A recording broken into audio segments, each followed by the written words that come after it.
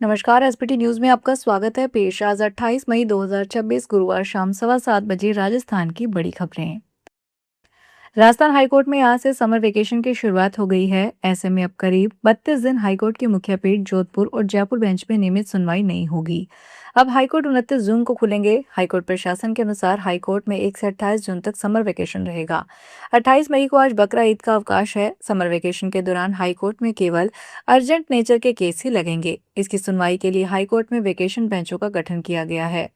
High court प्रशासन की अधिसूचना के अनुसार मुख्य पीठ जोधपुर में एक सिंगल और एक डिवीजन बेंच अर्जेंट नेचर के केसेस की सुनवाई करेगी।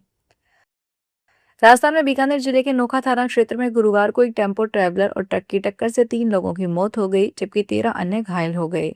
पुलिस सूत्रों ने बताया कि बीकानेर के कुछ लोग टेम्पो ट्रैवलर से श्रीनाथ जी से लौट रहे थे कि तड़के नागौर मार्ग पर एक पेट्रोल पंप के पास विपरीत दिशा में आ रहे ट्रक से टेम्पो ट्रैवलर टकरा गया। इससे टेम्पो में सवार चालक मोहम्मद आरिफ सहित 3 लोगों की मौके पर मौत हो गई, जबकि 13 लोग घायल हो गए।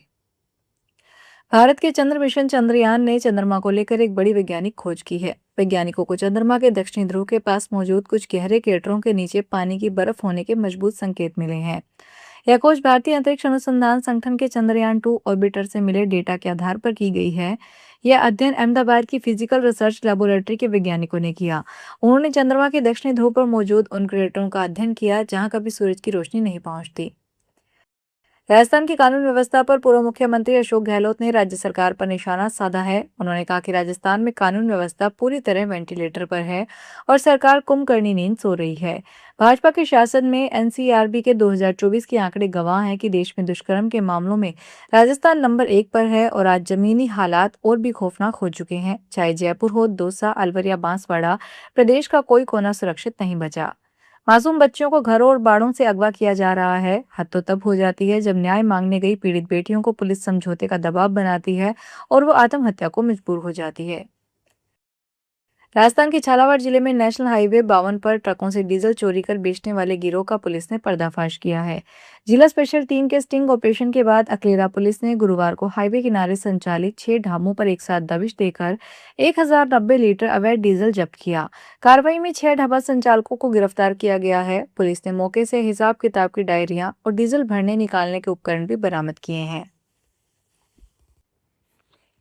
बूंदी के लाखेरी कोटा लालसोट मेका हाईवे पर स्थित पापड़ी मेज नदी पुलिया पर एक ट्रक बेकाबू होकर नदी के अंतिम छोर पर पलट गया। इस ट्रक में प्लास्टिक के दानों के कट्टे भरे थे जो हादसे के बाद बिखर गए। प्रत्यक्षदर्शियों के अनुसार ड्राइवर ट्रक को पुलिया के पास खड़ा कर नदी में नहाने गया था। इसी दौरान ढलान के कारण ट्रक अचानक लुढ़क गया और नीचे जा गिरा। गनीमत रही कि हादसे के समय नदी में कोई राहगीर मौजूद नहीं था, जिससे बड़ी जनहानि टल गई। अजमेर में मुस्लिम समाज ने गुरुवार को ईद उल अजहा पर्व मनाया। सूफी संत ख्वाजा मोइनुद्दीन चिश्ती दरगाह में जन्नती दरवाजा खुलने के साथ ही अकीकतमंदों की भारी भीड़ उमड़ पड़ी। सुबह से ही दरगाह परिसर और आसपास की मस्जिदों में अकीकतमंदों की ओर से नमाज अदा की गई, जहां लोगों ने देश में अमन, चैन और खुशहाली की दुआ मांगी। दरगाह में दिन भर धार्मिक और आध्यात्मिक माहौल बना रहा और दूर दूर से पहुंचे जायरीन ने जन्नती दरवाजे के दीपार कर खुद को खुशनसीब माना। बीमा क्लेम को लेकर ग्राहकों की परेशानी कम करने के लिए अब बीमा नियामक भारतीय बीमा विनियामक और विकास प्राधिकरण ने सख्त नियम लागू किए हैं। नए निर्देशों के तहत बीमा कंपनियों को तय समय सीमा में क्लेम का निपटारा करना होगा और देरी होने पर बड़े अधिकारियों को जवाबदेही भी तय की जाएगी। इससे करोड़ों पॉलिसी धारकों को तेज और पारदर्शी सेवा मिलने की उम्मीद है। IRDAI के नए नियमों के अनुसार अब बीमा कंपनियों को हर 15, 30 और 60 दिन के भीतर क्लेम की स्थिति ग्राहकों को बतानी होगी। चारधाम यात्रा मार्ग पर यातायात प्रबंधन में प्रशासन के पसीने छूट रहे हैं। खासकर बद्री केदार मार्ग पर वाहनों का रेला पूरे दिन जाम का कारण बन रहा है। फौरी समाधान के तौर पर जहां प्रशासन ने यातायात प्रबंधन के लिए नया प्लान लागू किया है, इसके अंतर्गत रात 10 बजे के बाद श्रीनगर से यात्री वाहनों को आगे जाने नहीं दिया जाएगा। सुबह 4 बजे तक इन्हें रोका जाएगा। इसके बाद ही बद्री केदार के अगले पड़ावों के लिए इन्हें जाने की अनुमति होगी। यात्रा मार्गों पर जाम की समस्या कम करने के लिए और भी कदम उठाए गए हैं। राजस्थान में हरियालो राजस्थान अभियान के तहत 12 जिला प्रशासन ने जिले में 251 वृक्ष कुंज स्थापित करने का लक्ष्य निर्धारित किया है। जिला कलेक्टर बाल मुकुंद सावा ने गुरुवार को बताया कि प्रत्येक वृक्ष कुंज में करीब 200 फलदार और छायादार पौधे लगाकर उनके संरक्षण की समुचित व्यवस्था सुनिश्चित की जाएगी।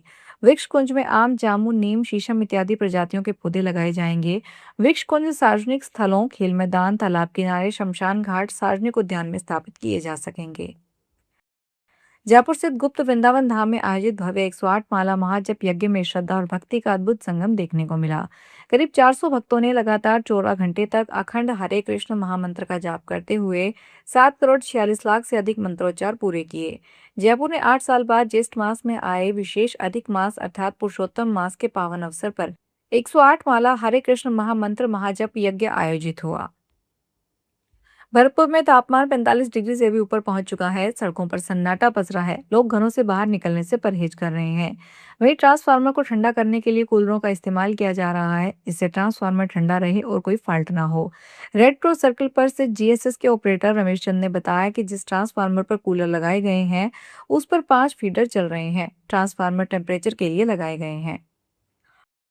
ओडिशा की मलकानगिरी में एक किसान ने दुर्लभ मियाजाकी आम उगाए हैं, जिन्हें दुनिया भर में 3 लाख रुपए प्रति किलो तक की कीमत वाले लग्जरी फल के तौर पर माना जाता है। जहां एक और इस बाग ने लोगों का ध्यान खींचा है, वहीं किसान को यह समझ नहीं आ रहा कि इन्हें बेचे कैसे।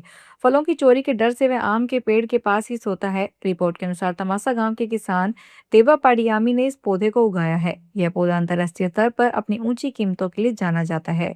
प्रीमियम बाजारों में इसकी कीमत 3 लाख रुपए प्रति किलोग्राम तक पहुंचती है। उच्च एवं तकनीकी शिक्षा संस्थानों में कार्यरत शिक्षकों के इस वर्ष के राष्ट्रीय पुरस्कार के लिए ऑनलाइन नामांकन प्रक्रिया शुरू हो गई है। उच्च शिक्षा विभाग के राष्ट्रीय पुरस्कार पोर्टल के माध्यम से शिक्षक ऑनलाइन स्व नामांकन किया जा सकता है। स्व नामांकन की अंतिम तिथि 5 जुलाई निर्धारित है। ये राष्ट्रीय पुरस्कार प्रतिवर्ष उच्च शिक्षण संस्थानों तथा पॉलिटेक्निक संस्थानों के शिक्षकों को दिया जाता है। अमेरिका ने ईरान पर दबाव बढ़ाते हुए नई पाबंदी लगाई है। अमेरिकी वित्त विभाग ने ईरान के पर्शियन गल्फ स्टेट अथॉरिटी को स्पेशली डिजिग्नेटेड नेशनल सूची में शामिल कर लिया है। यह प्राधिकरण स्टेट ऑफ हॉर्मुज में समुद्री यातायात की निगरानी के लिए बनाया गया है। अमेरिका ने चेतावनी दी है कि इस संस्था के साथ सहयोग करने वाले किसी भी व्यक्ति या कंपनी पर प्रतिबंध लग सकता है। फिलहाल इस बुलेटिन में इतना ही, फिर हाजिर होंगे बड़ी खबरों के साथ।